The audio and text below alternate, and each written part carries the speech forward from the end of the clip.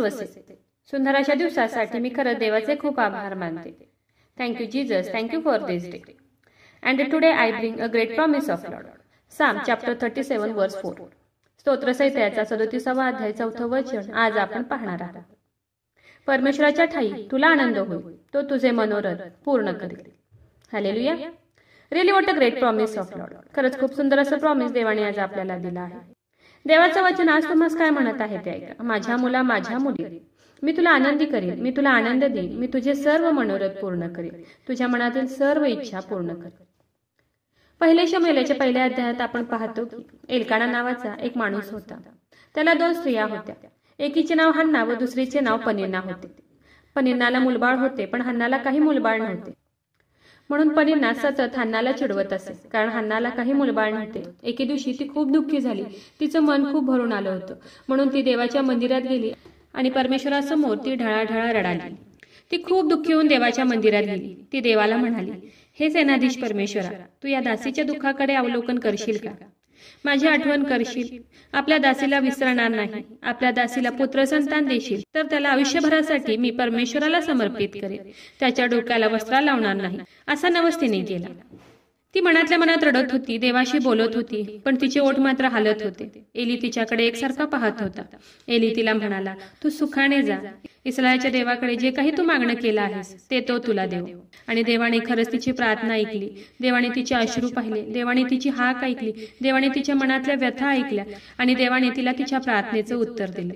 हन्ना गर्भवती होऊन तिला पुत्र झाला आणि तिने त्याचे नाव शमूएल असे ठेवले. हालेलुया. खरं जिथे काहीच आशा नसते तेथे आशा उत्पन्न करणारा आपला बाप आहे. यशायाचा 41वा अध्याय 18 आणि 19 वचनात आपण पाहतो की मी उजाड टेकड्यांवर नद्या व खोल दऱ्यातून झरे वाहवी. मी अरण्यात पाण्याचे तळे व निर्जल प्रदेश झरे करेन. अरण्यात मी गंधसरू, बाबळ, मेंदी व कनेरी यांची लागण करेन व रानात सरू, देवदारू व भद्रदारू एकत्र लावेन. हालेलुया. म्हणजे जिथे काहीच आशा नसते, सर्व काही उजाड असतात, तेथे आशा उत्पन्न करणारा आपला बाप आहे. अशाच प्रकारे हन्नाचं जीवन होतं. हन्नाचं जीवन उजाड होतं. तिला काहीच आशा नव्हती. तिचं जीवन दुःखाने भरलं होतं. तिच्या जीवनात काहीच आशा नव्हती. कुठेही आनंद नव्हता. लोक तिला हसत होते, चिडवत होते आणि ज्यावेळेस लोक तिला चिडवत होते तेव्हा ती रडत होती, देवासमोर जाऊन विनंती करत होती. खरंच हन्नाचं जीवन हे खूप दुःखी होतं. ती हसण्याचा विषय झाली होती, चेष्टेचा विषय झाली होती. लोक तिच्याकडे बोट दाखवत होते, चिडवत होते. ती एक हसण्याचा विषय बनली होती. पण त्या उजाड उदासाच्या जीवनात देवाने आनंद भरला. तिला देवाने बाळ देऊन देवाने तिला खूप उंच केलं. तिला काहीच आशा नव्हती, पण देवाने तिला बाळ देऊन तिला खूप उंच केलं. तिला काही आशा नव्हती, कारण तिचं जीवन उदास होतं, उजाड असं जीवन होतं, निर्जल असं तिचं जीवन होतं. पण देवाने त्या उदास उजाड अशा जीवनात, निर्जल अशा जीवनात आनंदाच्या नद्या वाहिल्या. तिच्या निर्जल अशा जीवनात देवाने आनंदाचे झरे वाहिले. खरं देवाचं कार्य हे अद्भुत आहे. ज्यावेळेस आपण म्हणतो की आता सर्व काही संपलं आहे, आता मला कशाचीही आशा नाही, माझ्या जीवनात काही चांगलं होईल असं मला वाटत नाही, माझी सर्व आशा संपली आहे. आपण ज्यावेळेस म्हणतो की आता सर्व काही संपलं आहे, तेथेच एक्झॅक्टली तेथेच देवाचं कार्य चालू होतं. आणि अशाच प्रकारे हन्नाच्या जीवनात देवाने अद्भुत कार्य केले. उदास, ओसाड, निर्जल असं तिचं जीवन होतं, पण देवाने तिच्या उदास, ओसाड अशा जीवनात आनंदाच्या, सुखाच्या नद्या वाहविल्या. जिथे काहीच आशा नसते तेथे आशा उत्पन्न करणारा आपला बाप आहे. म्हणून तुम्ही सुद्धा तुमच्या जीवनात निराश होऊ नका, कारण की ज्यावेळेस आपण म्हणतो आता सर्व काही संपलं आहे, तेथेच देव आपल्या जीवनात कार्य करण्यास सुरू करतो. म्हणून देवाचं वचन सांगते की परमेश्वराच्या ठाई तुला आनंद होईल, तो तुझे सर्व मनोरथ पूर्ण करेल. हन्नाच्या जीवनातील सर्व मनोरथ देवाने पूर्ण केले. हन्नाच्या जीवनात देवाने आनंद आणला. तिचं जीवन बदलून टाकलं. तिच्या जीवनात आनंदाच्या नद्या वाहू लागल्या. खरंच अद्भुत कृत्य करणारा आपला बाप आहे. हन्नाप्रमाणे देव तुमच्याही जीवनात आज कार्य करेल. तुमच्या जीवनातील सर्व निराशा देव दूर करेल आणि तुमचे सर्व मनोरथ देव पूर्ण करेल. तर चला देवाच्या वचनावर विश्वास ठेवूया, त्याच्या ह्या वचनाला क्लेम करूया. नक्कीच या वचनाद्वारे देव तुम्हाला खूप खूप आशीर्वादित करू. खूप जणांना देवाच्या ह्या जिवंत वचनाची गरज आहे. खूप जणांपर्यंत तुम्ही देवाचं हे जिवंत वचन शेअर करा. देव तुम्हाला खूप खूप आशीर्वादित करू. शाल वी प्रे. हालेलुया. स्तुती स्वतः स्तुतीस योग्य देवा, धन्यवाद देते. हात उंच करून तुझी स्तुती, तुझं गौरव करते येशूराजा.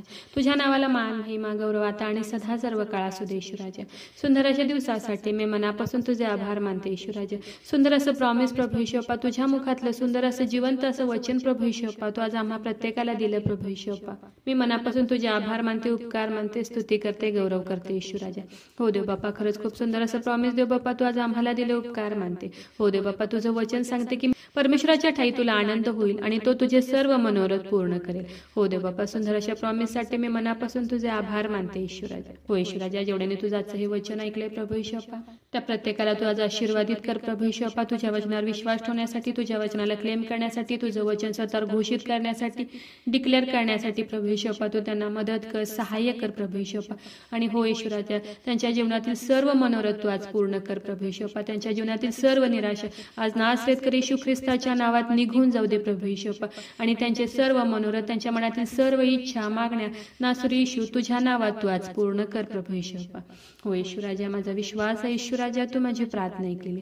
आग्रहाची विनंती करत आहे प्रभू येशूअप्पा, जेवढे प्रेयर रिक्वेस्ट आलेत खूप विश्वासाने तुझ्या हातात देते. प्रत्येकाची प्रत्येक गरज नासरेत येशू तुझ्या नावात तू आज पूर्ण कर.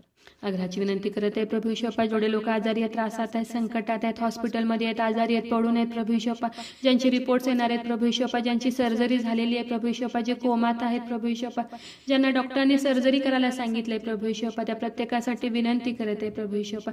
नासरेत येशू ख्रिस्ताच्या नावात, प्रभू येशू ख्रिस्ताच्या नावात त्यांच्या शरीरातील सर्व रोगाला मी नासरेत येशू ख्रिस्ताच्या नावात आज्ञा करत आहे. येशू ख्रिस्ताच्या नावात मी कमांड करत आहे. त्यांच्या शरीरातील सर्व रोग ह्या क्षणी येशूच्या नावात, प्रभू येशू ख्रिस्ताच्या नावात आज निघून जाऊ दे.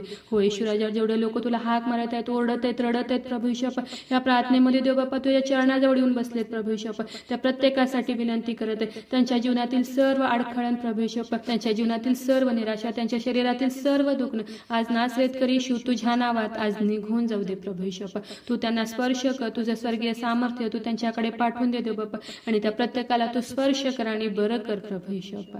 हो येशूराजा, माझा विश्वास आहे येशूराजा, तू आज माझी प्रार्थना ऐकलेली आहे. आय प्रे in the name of Jesus, amen.